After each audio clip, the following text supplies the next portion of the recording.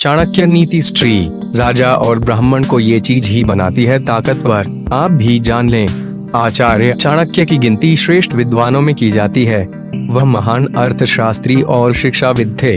आचार्य चाणक्य कुशाग्र बुद्धि के धनी थे। आचार्य चाणक्य को जीवन से जुड़े हर पहलू की गहराई से समझ थी। यही कारण है कि चाणक्य ने नीति शास्त्र में जीवन को सरल बनाने वाली नीतियों का वर्णन किया है।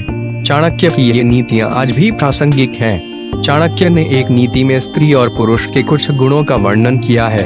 चाणक्य कहते हैं कि इन गुणों या शक्तियों का सही इस्तेमाल कर कार्यों को सिद्ध किया जा सकता है। जानिए आचार्य चाणक्य ने नीति शास्त्र में ब्राह्मण, स्त्री और राजा की क्या सबसे बड़ी ताकत बताई है। बाहुवीर्य बलराज्यो ब्राह्मणो ब्रह्मविद बलि, रूप यौवन माधुर्य स्त्रीणां बलमनुत्तमम्। चाणक्य कहते हैं कि ब्राह्मण की शक्ति उसका ज्ञान है। ब्राह्मण अपने ज्ञान के कारण ही समाज में मान सम्मान पाता है। चाणक्य कहते हैं कि जिस ब्राह्मण को जितना अधिक ज्ञान होता है, उसे समाज में उतना ही ज्यादा मान सम्मान हासिल होता है। चाणक्य कहते हैं कि ब्राह्मण के अलावा हर व्यक्ति की ताकत उसका ज्ञान ही होता है।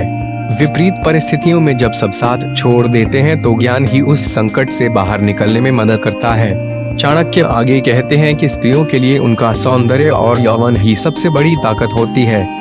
इसके अलावा स्त्री की मधुर वाणी भी उसका सबसे बड़ी ताकत होता है। नीति शास्त्र के अनुसार सुंदरता कुछ समय बाद धूमिल पड़ जाती है, लेकिन मधुर वाणी वाली स्त्री को हर जगह मान सम्मान मिलता है। ऐसी स्त्री कुल का मान बढ़ाती है। नीति शास्त्र के अनुसार किसी भी राजा की सबसे बड़ी ताकत उसका खुद का बाहुबल होता है।